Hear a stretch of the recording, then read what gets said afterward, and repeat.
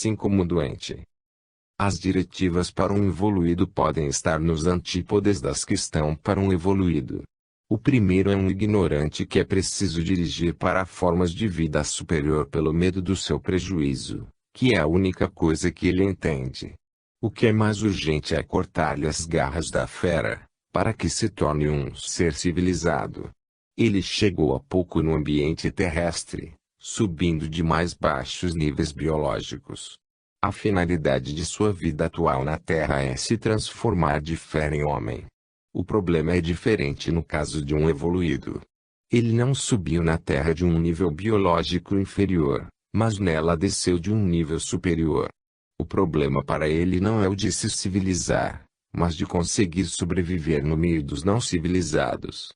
Então, o que para ele é mais urgente não é cortar-lhe as garras da fera, mas ensiná-lo a ser fera, lhe fornecendo as armas de ataque e defesa na luta pela vida, armas que ele há tempo abandonou, para conquistar qualidades superiores.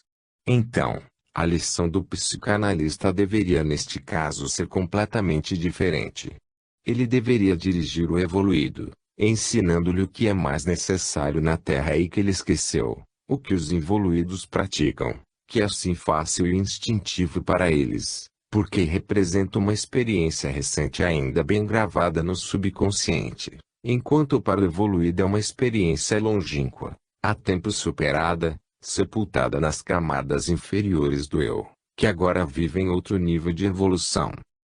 A maior função da psicanálise deverá ser a de dirigir as consciências, mas com o conhecimento psicológico que as religiões atuais não possuem.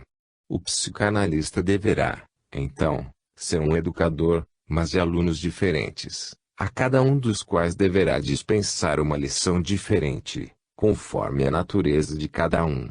Assim o psicanalista deverá ser psiquiatra, confessor, amigo, confidente, mestre, salvador, deverá possuir intuição para penetrar os segredos da alma, melhor do que o próprio sujeito conheça ou saiba explicar. Os sofrimentos do indivíduo podem depender de sua incapacidade a se adaptar aos valores e medidas que a maioria faz para si. Seja isto por defeito, porque ele é atrasado demais, seja por excesso, porque ele é muito adiantado. Claro que nestes dois casos são necessários tratamentos opostos. Os problemas, os sofrimentos, as doenças psíquicas dos seres do primeiro tipo não são as do segundo tipo. Por isso colocamos neste livro, como premissa o estudo da psicanálise, o da personalidade. O psicanalista terá de possuir a arte de se adaptar ao caso particular. Os complexos de um tipo não são os do outro. A evolução transforma a natureza do ser, que depende do nível por ele atingido. Para um pode constituir problema tremendo e vital, o que para outros ainda não apareceu dentro dos limites de seu concebível. Às vezes o indivíduo pode parecer doente, enquanto ele só se encontra em fase de deslocamento de um nível biológico para outro. Envolvido numa crise de crescimento, que não é doença, mas trabalho criador bem sádio. Então, psicodiagnose e tratamento terão de ser diferentes. Este não é o caso mais comum, porque a maioria está bem longe de ser evoluída. Mas é o caso mais refinado, difícil e interessante da psicanálise. Surge o problema: como corrigir a falta de adaptabilidade do evoluído no baixo ambiente humano? Deve o psicanalista tornar-se o mestre de evolução, para que o evoluído, retrocedendo, possa de novo aprender o que é indispensável para sobreviver na Terra, ou deve abandonar tal indivíduo ao seu destino? Este homem se tornou, por evolução, justo, honesto, sincero, evangélico. Tal lição, que os outros apenas começam a aprender, foi por ele tão profundamente assimilada, que se tomou o impulso espontâneo, instinto. Assim ele esqueceu o que mais importa na Terra, isto é, a arte da luta, do engano, o instinto do egoísmo e da autodefesa. Como poderá na Terra sobreviver um ser que por evolução se tornou de diabo em anjo e perdeu as garras? O seu destino é o de se dirigir para outros mundos. Então terá ele que renunciar à vida na terra, escolhendo o caminho do martírio e da morte. Cabe ao psicanalista a tarefa de dirigir o indivíduo num ou no outro destes dois sentidos. O problema para ele será o seguinte: vou salvar a vida desse homem no ambiente terrestre, mas devo cumprir o crime de orientar para uma descida involutiva, intervindo no seu destino em sentido negativo. Ou devo estimulá-lo ainda mais no caminho para o céu, salvando-o, mas com isso impelindo-o a se tornar cordeiro, para ser devorado pelos lobos. Qual das duas vidas devo salvar, a presente ou a futura? Deverei cortar-lhe as asas e ajudá-lo a desenvolver as garras para o seu bem imediato. Ou devo acompanhar o seu sacrifício, cortando-lhe as garras e ajudando-o a desenvolver as asas, para o bem futuro? A resposta do psicanalista revelará quem ele é. Vale a pena observar o fenômeno mais de perto, porque ele tem também um significado moral, religioso, social. A primeira coisa que faz uma lei religiosa ou civil é a de estabelecer a sua sanção punitiva pelo não cumprimento. O que se presume, então, não é a obediência, mas a evasão. Que o cidadão tenha de ser constrangido à força, sob a ameaça de uma pena, constitui a base de qualquer lei. O indivíduo é a prioristicamente julgado um rebelde. Por que isso? Porque a base da vida na Terra é a luta. O homem isolado, por ser o mais fraco, não possui sanções contra as religiões ou os governos, como estes possuem contra ele. Quem não possui força, não possui direitos. O povo tem direitos somente quando se organiza e a unidade do número torna-o mais forte.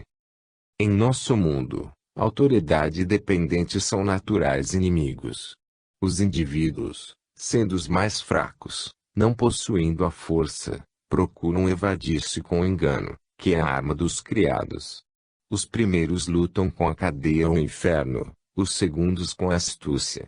Que acontece, então, ao indivíduo fora de série, que não luta, não se defende, mas fica por sua natureza espontaneamente obediente e honesto?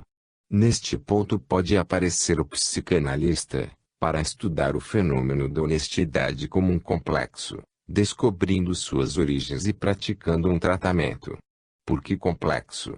Porque o homem honesto se coloca fora da regra da luta e do ataque e defesa, em que se baseia a vida na Terra. E de fato, na prática, o nosso mundo julga o homem honesto como um fraco de que é bom aproveitar, um deficiente que não sabe vencer, um doente mental. O caso é doloroso, delicado a resolver. O que deve fazer o psicanalista? Ele poderia dizer ao paciente: não seja tão simplório. As escapatórias para se evadir das leis religiosas e civis já existem na prática, elaboradas por milênios, sabedoria dos estudos. Não acredite nas palavras e aparências. Atrás delas tudo está pronto e bem conhecido pelo longo uso. Por que você não aproveita, como se costuma? Há na prática uma religião bem adaptada e acomodada, com a qual se pode conciliar tudo, o céu e o mundo, a qual na elasticidade de sua consciência permite e legitima tantas coisas que a tua proíbe. Está tacitamente concordado e presumido que você saiba aproveitar tais oportunidades. Se não o fizer, ninguém lhe agradece, mas pelo contrário, o condenará como inexperiente. Se você vencer por este caminho, será admirado e respeitado. Se você não souber vencer assim, será desprezado. A conversa com o paciente poderia continuar, enquanto permanecer honesto, tanto pior para você. Ninguém reclama, porque os outros gostam da sua derrota. Nisto não os incomoda, pelo contrário, na luta pode para eles ser vantajoso encontrar uma vítima a explorar. O perigo aparece quando você começa a exigir que os outros pratiquem a mesma honestidade que você usa. Se você se proclama o que de fato é, isto é, honesto, e por isso acusa os outros de desonestidade, então eles o julgam seu inimigo e iniciam a luta com as suas condenações. Inimigo, porque o método que você prega atrapalha os seus interesses. Você não tem que descobrir as armadilhas do próximo, mas ser amigo, acompanhá-las, delas tirando sua vantagem. Você quer endireitar o mundo, mas o mundo o esmagará. Do outro lado, o paciente responde que ele não pode funcionar, senão conforme sua natureza, que é a da honestidade. Responde que não pode mudar este seu instinto. Então continua o psicanalista, procuremos entender o fenômeno. Você, como o mundo, segue os seus impulsos, obedece aos seus instintos. Por que tanta diferença entre eles? Vimos que essa espontaneidade depende das experiências vividas no passado e gravadas no subconsciente, que agora as devolve. Que ensinou a vida ao homem no passado? Ensinou que só o mais forte ou o mais astuto vence e pode sobreviver. Para quem não sabe ser tal, há derrota, sofrimento e morte. A honestidade, que por princípio impõe sacrifícios no interesse dos outros, representa em tal mundo um altruísmo antivital, contra o qual a vida se rebela. Colocar-se na posição de cordeiro no meio dos lobos, prontos a devorá-lo, é loucura. Quem quer tomar o evangelho a sério, sem entender que ele mata, é um doente mental. Acabará sendo martirizado, como aconteceu com Cristo, e como não pode deixar de acontecer com todos os que querem segui-lo de verdade e não apenas com palavras. Então, biologicamente o mundo tem razão. Continuemos estudando o fenômeno para chegar a uma psicodiagnose. Se no paciente a honestidade se tornou tão profundamente gravada no subconsciente, manifestando-se agora com espontaneidade irresistível de instinto, enquanto nos outros acontece o contrário, isto quer dizer que a experimentação que ele viveu e assimilou no passado, a lição que ele aprendeu, é diferente daquela que viveram e aprenderam os outros. O presente só se pode explicar com o passado.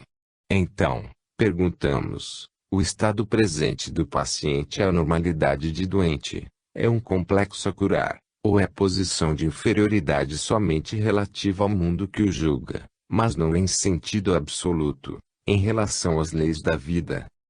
Um sistema de conduta pode ser produtivo e, por isso, aceito até um dado nível de evolução, além do qual se torna contraproducente para os objetivos que a vida quer atingir, e, então, esta o abandona. Assim, o sistema de luta entre indivíduos pode ser útil num mundo de elementos separados, no qual a defesa da vida está confiada a cada ser isoladamente, conforme os recursos que ele possua. Mas este método se torna contraproducente, porque cheio de atritos destruidores, num mundo de elementos sabiamente coordenados, numa sociedade organizada, na qual a defesa da vida está confiada à inteligência que dirige o bom funcionamento do conjunto, e a regular obediência a ela, de todos os elementos daquela sociedade. Então a iniciativa individual se substitui a do poder central, que monopoliza a força e a autoridade, tirando-as dos cidadãos, mas para manter a ordem, que dá a segurança e a vantagem para todos. Essa transformação já se realizou dentro dos limites de um povo, no seio das nações que já chegaram a viver no estado orgânico.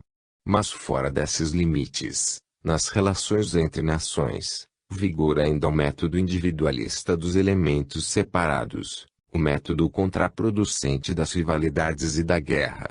Entretanto, a evolução da vida exige que a vantagem que foi atingida dentro do limitado plano nacional, no interesse de cada povo, tenha de ser atingida também no mais vasto plano internacional, no interesse de toda a humanidade. O princípio é o mesmo, e o processo de sua realização já foi iniciado. Trata-se somente de o continuar. Este exemplo nos mostra como a vida está pronta a abandonar um método, quando este não lhe seja mais útil, para o substituir por outro mais vantajoso. E o que está acontecendo hoje com a humanidade? Ela terá de acabar compreendendo a utilidade de passar do caos à ordem, também no terreno internacional, como já o fez no nacional. Então, acabará com o sistema atual da luta, das rivalidades, das guerras, e com o relativo estado de insegurança e sofrimento. Ora, o método do homem honesto, que não vive mais fechado no seu egoísmo em estado de guerra contra todos e de insegurança, mas vive em estado de paz com todos e de segurança, representa a posição do tipo mais evoluído que entendeu a utilidade de passar do caos à ordem, acabando com o sistema contraproducente da luta. Egoísmo, agressividade, e correlativo estado de atrito, insegurança e sofrimento. A evolução da vida terá de levar o homem até esta nova posição biológica. Ao invés de seres fortes ou astutos, terá de produzir seres honestos, porque só eles se poderão tornar elementos de um novo estado orgânico da humanidade. Isto porque tal posição de ordem representa uma vantagem que a vida aceita, porque é utilitária, um aperfeiçoamento que a evolução deseja.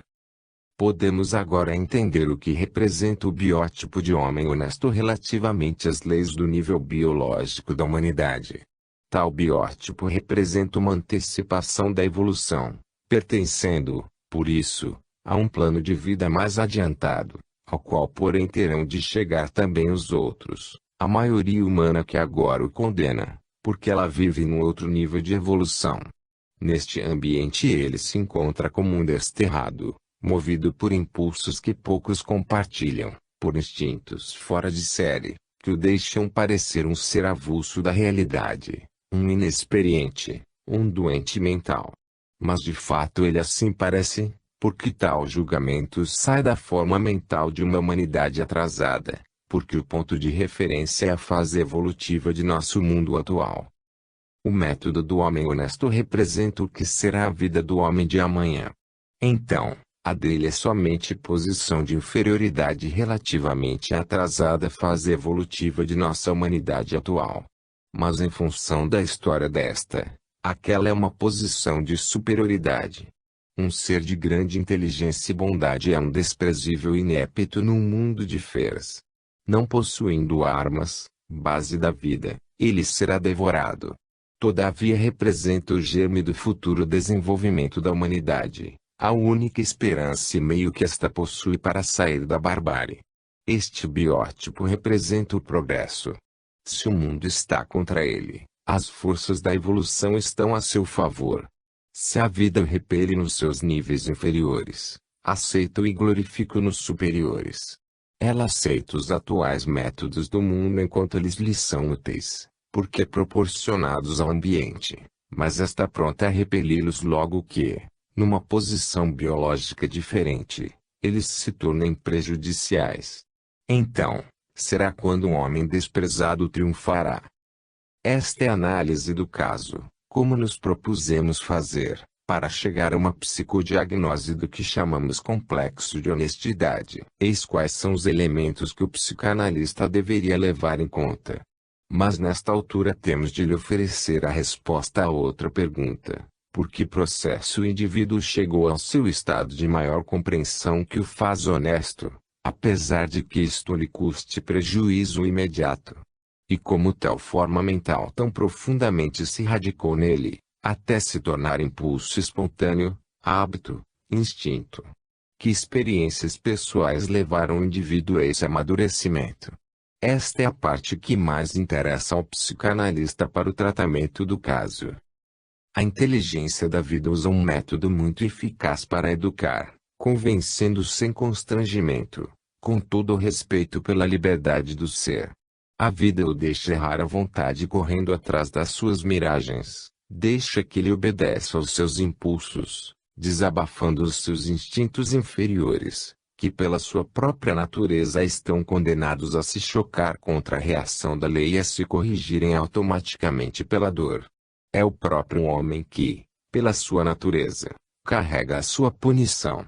Sua cobiça, insaciável e espírito de egoísmo e revolta o levam ao abuso, que representa o erro em que é mais fácil cair e que abre as portas à dor, encarregado de corrigir.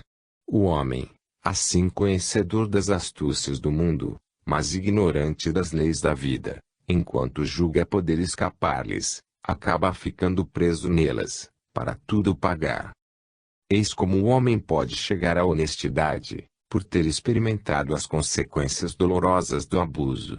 Assim como se chega à virtude por ter sofrido demais pelo vício, a humanidade chegará à paz por ter sofrido demais pela guerra, etc.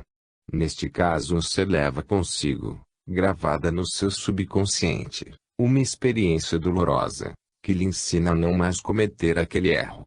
O ser aprendeu à sua custa, pelas duras consequências, a não cometer mais excessos.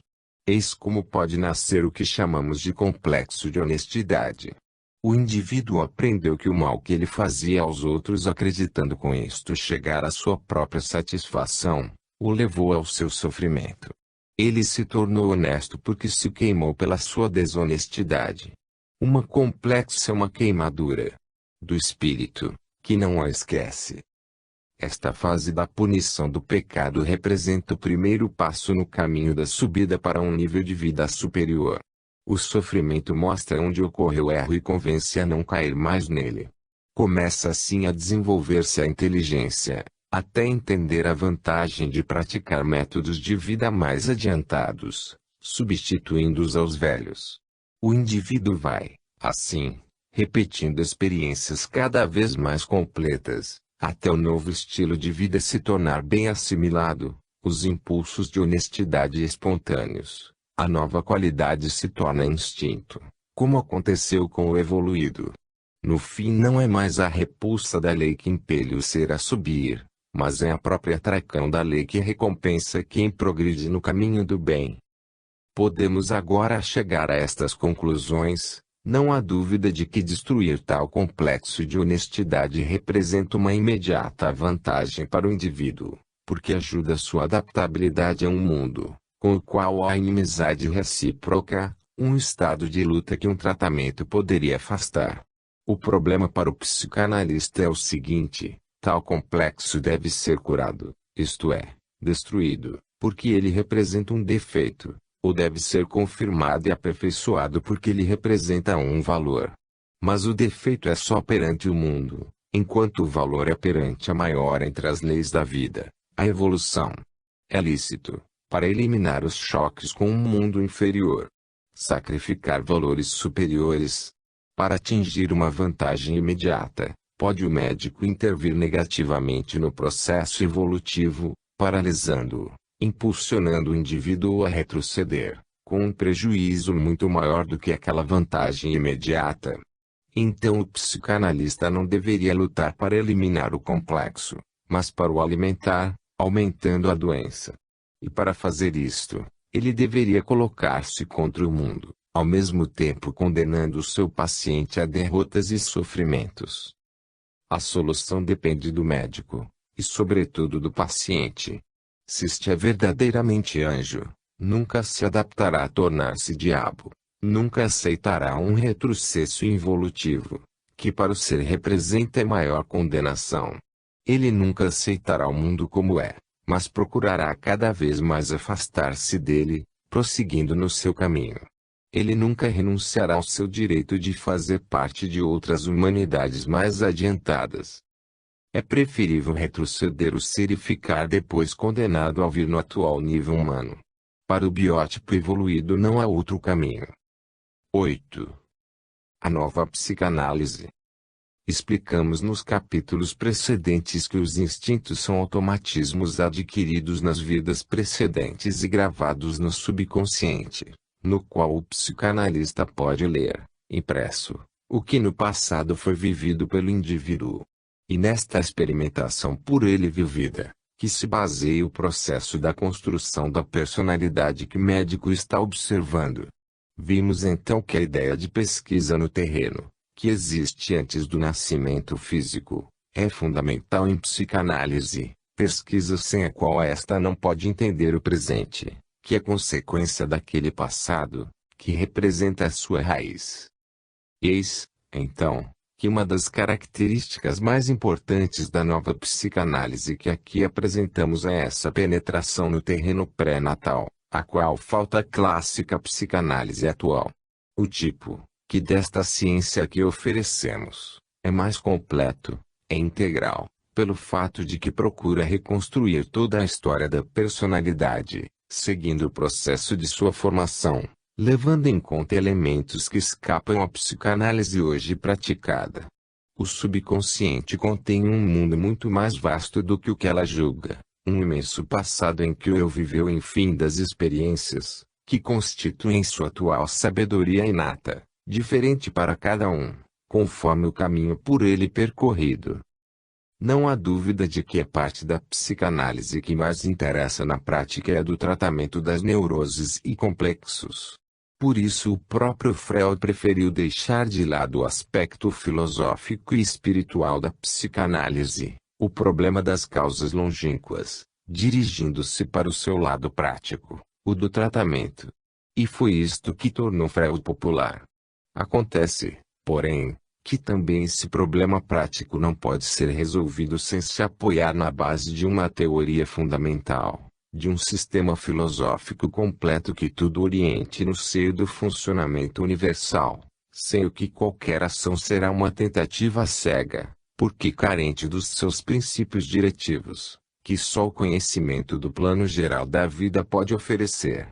A ciência descobriu leis particulares, sem levar em conta que, funcionando elas dentro de uma lei maior, universal, que a todas abrange e coordena, não é possível entendê-las no seu verdadeiro valor, nem colocá-las em ação no terreno da prática, no estado de incerteza de quem não conhece todo o problema.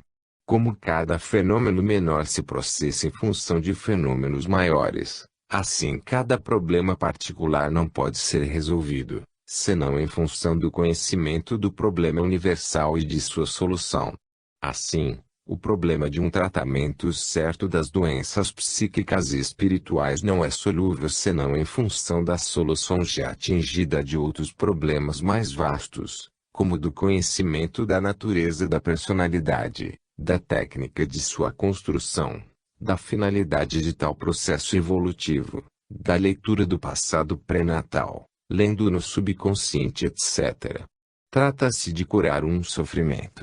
Por isso é indispensável conhecer o que é a dor, porque ela existe e num dado momento aparece, qual é sua origem e função no plano geral de existência.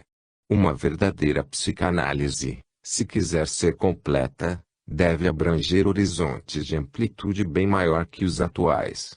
Ela não pode ser entendida só como fenômeno psicológico, mas também como fenômeno ético, religioso, biológico, evolutivo, social, etc.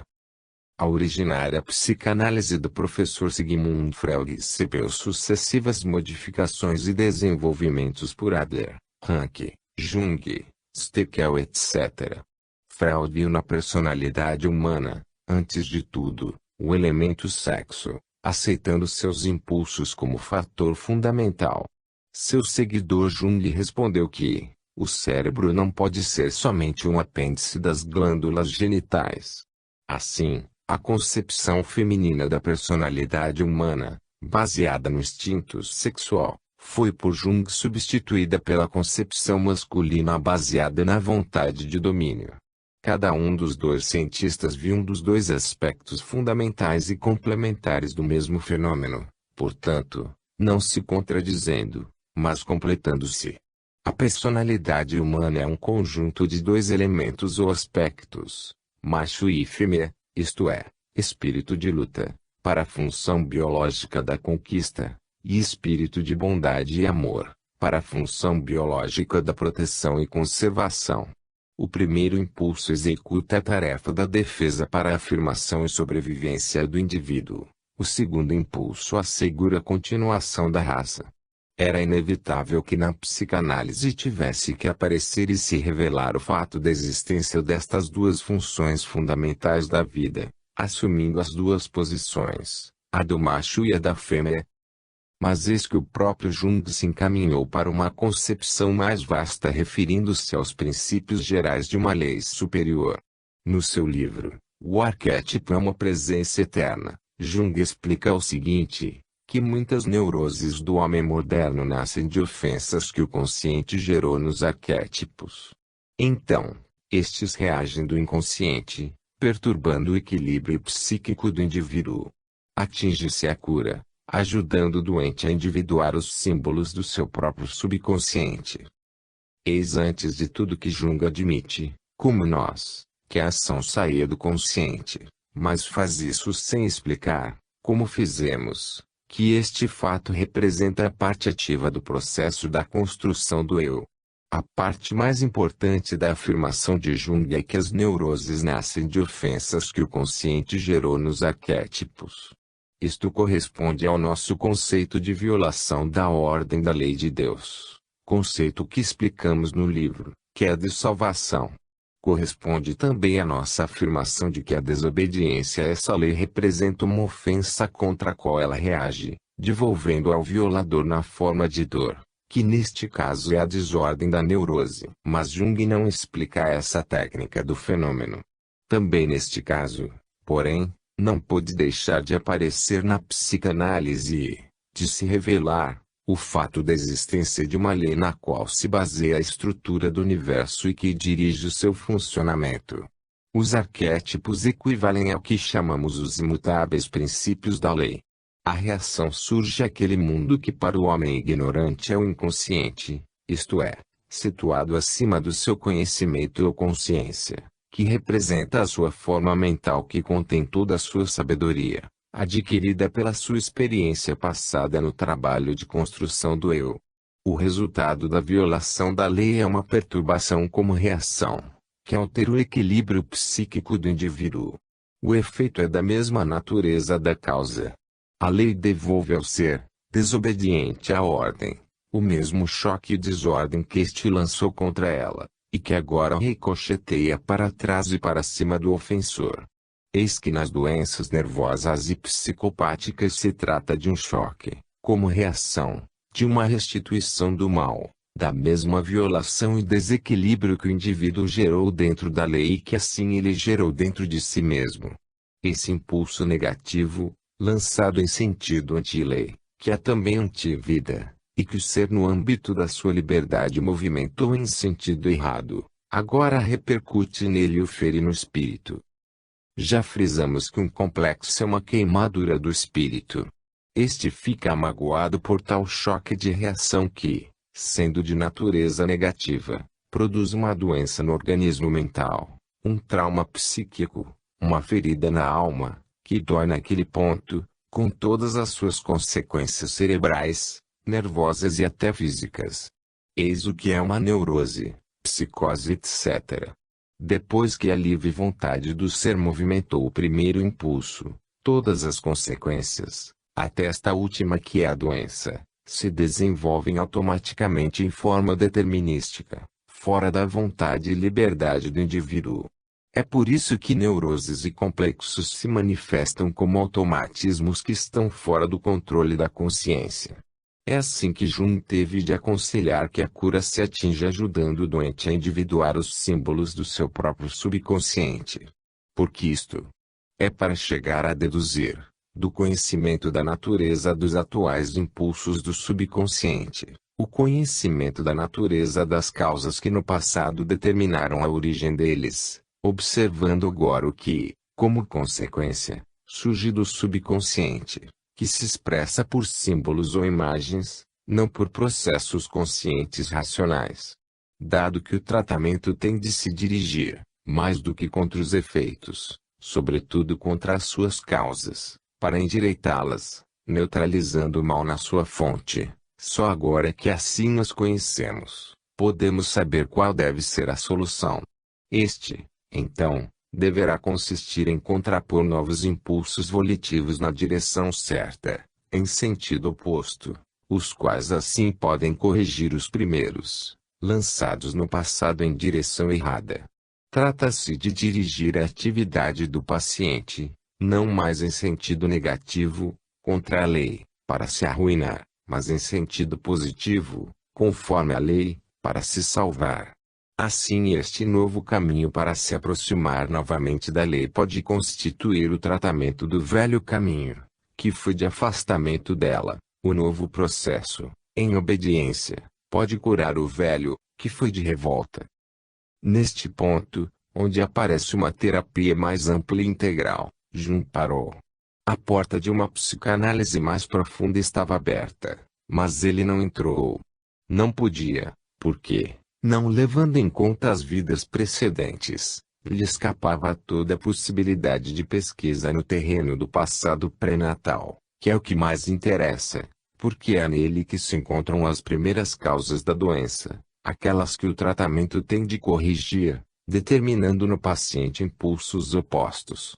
Além disso, a Jung faltava o que já mencionamos, isto é, um sistema universal, para se dirigir nessa pesquisa. Uma visão cósmica que lhe explicasse qual é a finalidade da vida e de sua evolução, qual é o futuro que espero eu no seu desenvolvimento, que o leva do A ao S só possuindo uma tal premissa, conhecendo a técnica da construção da personalidade e levando em conta não somente o passado do eu, mas também o futuro que o espera. É possível curar o velho que está errado, destruindo-o com a substituição pelo novo, sabendo escolher conforme a lei, o que a ela corresponde e o que o está errado, o tipo que dá saúde ou doença. Nesta altura a psicanálise tem de entrar no terreno do superconsciente, no qual se realizam as novas construções do eu, tem de usar a técnica da superação evolutiva, praticar tratamentos das neuroses pelo caminho estranho da sublimação, agora ainda limitada ao terreno da ética e religiões e desconhecido pela ciência positiva. Então, a doença pode ser resolvida em sentido evolutivo, cortando o mal pela raiz, com o deslocar o indivíduo, que é capaz de amadurecer, do seu nível biológico para outro superior, com todas as consequências decorrentes. Mais adiante explicaremos melhor. Eis, então, que chegamos a uma nova psicanálise, concebida de outra maneira. Ela é a ciência que, observando os produtos instintivos que surgem do subconsciente, procura reconstruir a história passada do indivíduo, marcando onde e em que forma no seu caminho evolutivo ele se movimentou em sentido errado, diante da lei, que representa o ponto de referência que permite julgar a respeito. A doença da neurose é um efeito desse movimento em sentido anti-lei, é um sofrimento, fatal consequência de cada violação. Se a causa foi uma desobediência que gerou desordem, o remédio está na obediência que reconstrói a ordem. O tratamento consiste na reintegração dessa ordem, da qual dependem a saúde e o bem-estar, assim neutralizando a desordem, da qual dependem a doença e a dor. Já explicamos bastante os princípios em que se baseia essa interdependência entre a e sofrimento, entre o conceito de pecado e o de penitência. Assim se pode reconstituir o equilíbrio psíquico perturbado do indivíduo, corrigindo o erro, que foi a causa, elimina-se a doença, que é o efeito. Eis que a psicanálise, antes de tudo, deve conhecer o conteúdo da lei, para se orientar no tratamento. Eis que nessa ciência, ao lado do elemento psicológico e biológico, entra o elemento filosófico, o ético, o religioso.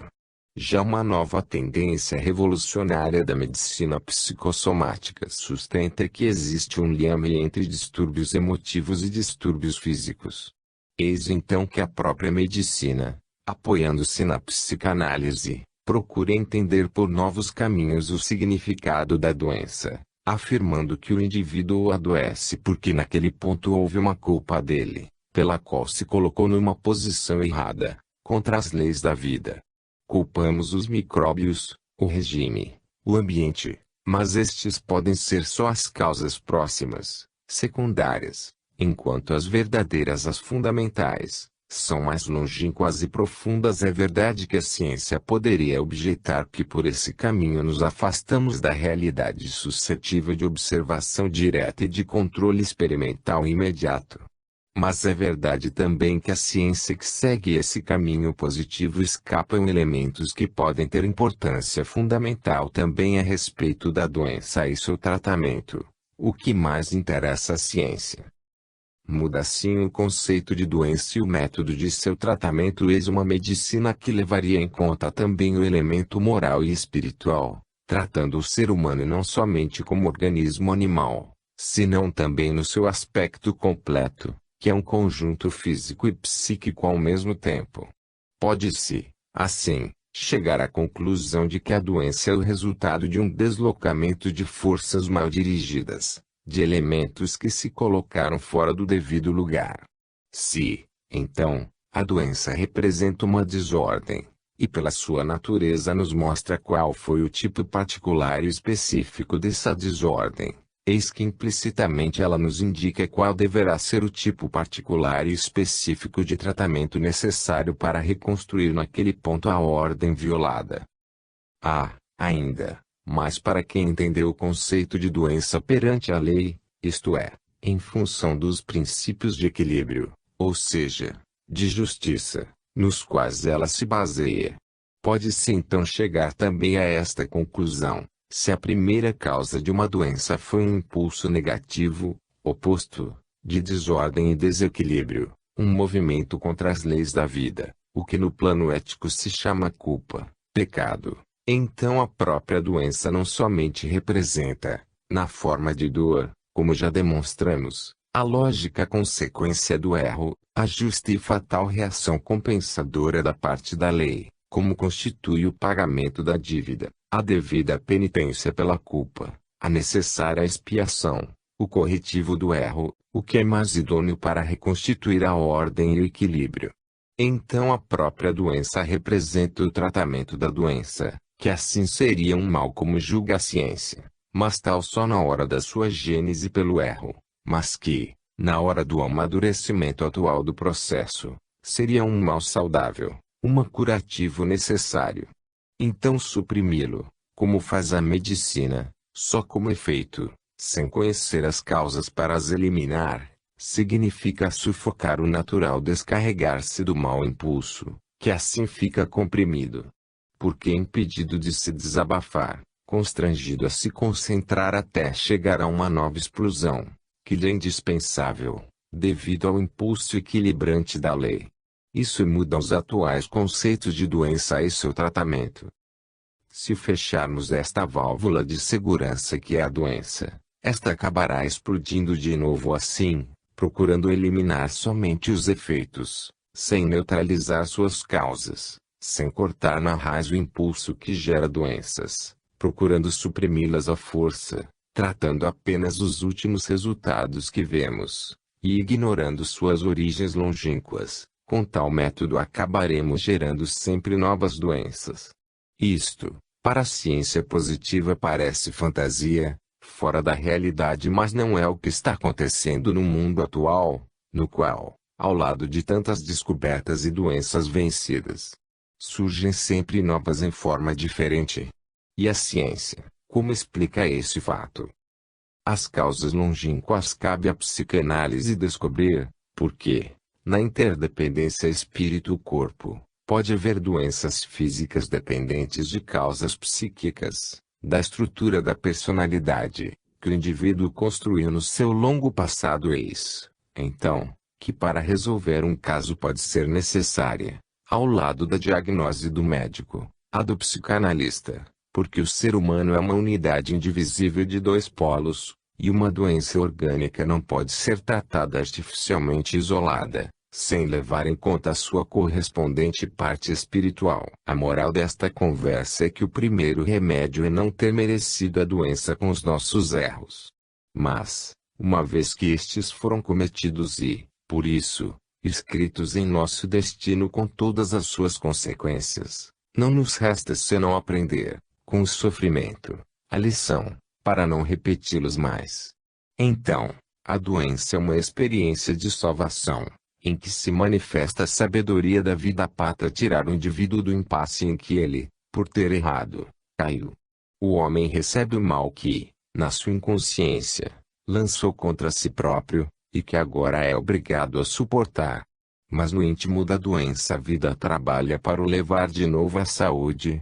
No fundo do sofrimento está o impulso para o bem-estar, como a morte contém o princípio da ressurreição, como dentro da ruína do SD caído no as, está presente e trabalha o Deus imanente, para tudo conduzir de novo a um estado perfeito de eis os profundos equilíbrios aos quais a vida obedece.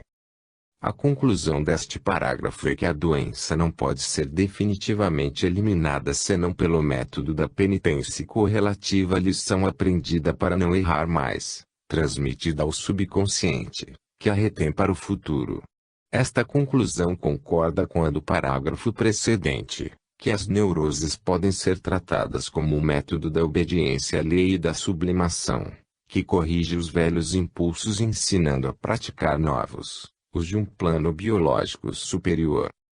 O mundo luta desesperadamente contra a dor, sem saber o que ela é, nem por que ela existe, qual é a sua função no seio do equilíbrio universal. Assim o mundo luta contra os últimos efeitos, sem atingir as causas e a dor fica. O resultado de tais métodos é que ela permanece. É necessário entender que, só se agirmos conforme a lei, seguindo sua vontade e impulsos, o caminho de suas forças, poderemos alcançar bons resultados. Mas se quisermos agir contra a lei, isto é, contra a vontade que dirige e movimenta o universo, contra a corrente em que tudo se canaliza, então não encontraremos senão resistência e dificuldades, e nossos esforços serão vãos, porque lançados contra poderes superiores, que não é possível vencer. Observemos agora outros aspectos da pesquisa psicanalítica para individuar outro método para o tratamento das doenças mentais, isto é, por penetração introspectiva nas camadas profundas da personalidade do paciente. Para entender toda a personalidade humana é necessário observá-la nos seus vários níveis. O consciente está na superfície, onde se realiza a vida, desenvolvendo-se a parte ativa da nova experimentação, a que aumenta o patrimônio do conhecimento e das qualidades do indivíduo.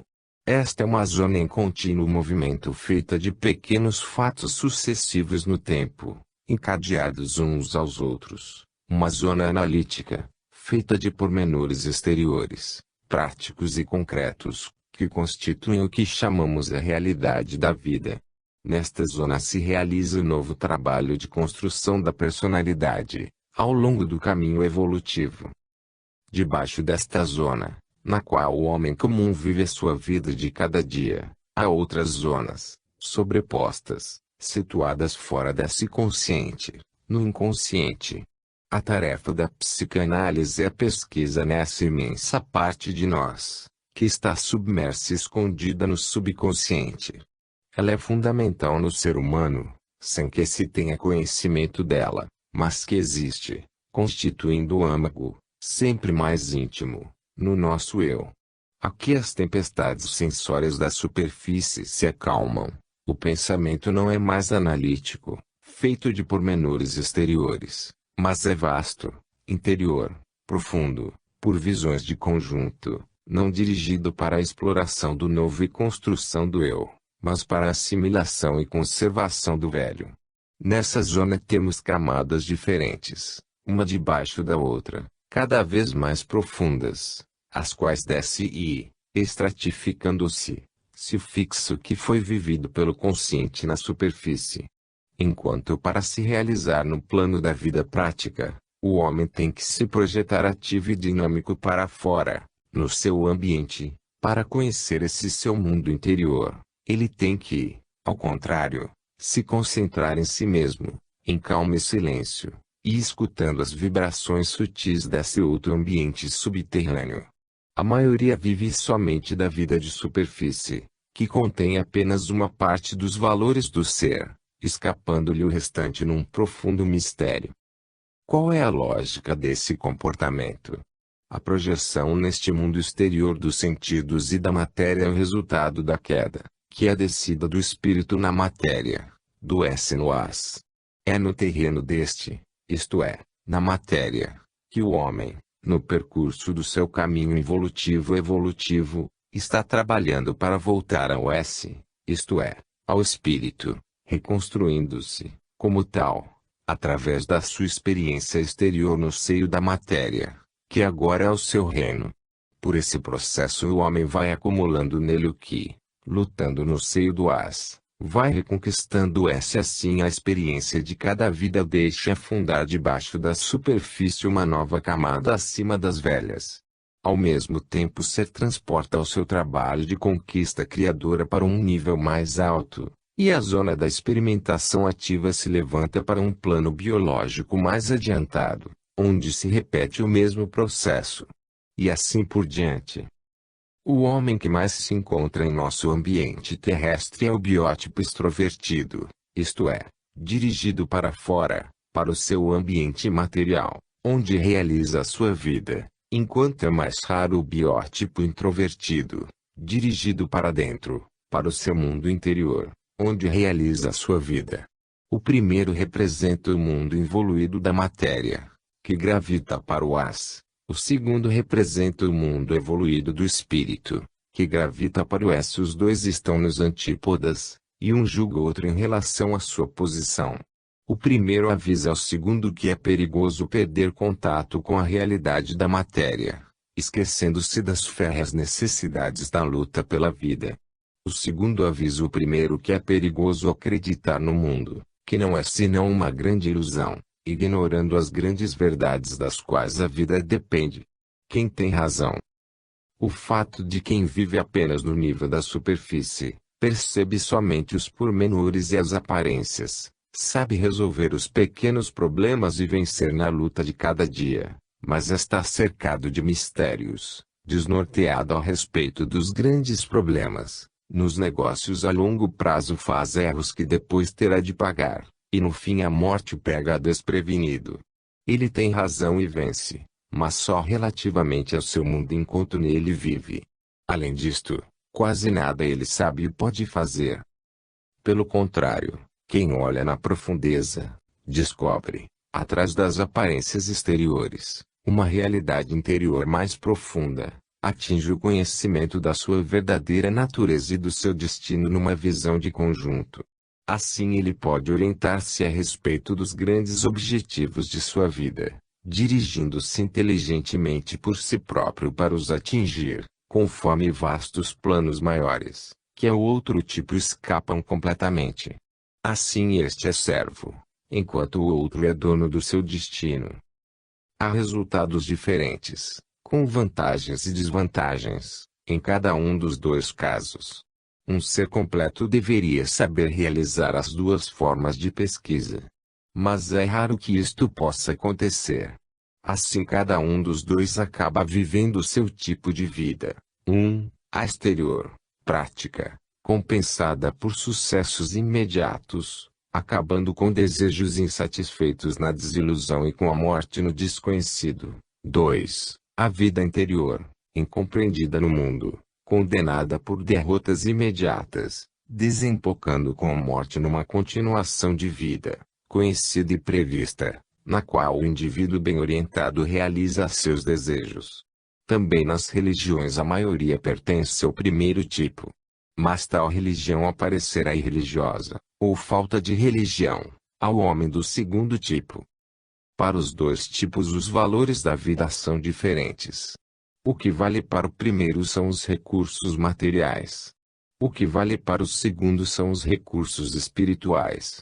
Para o primeiro, a finalidade da vida está na terra e, em função disto, ele entende e trabalha. Para o segundo a finalidade da vida está fora da terra e, em função disto, ele entende e trabalha.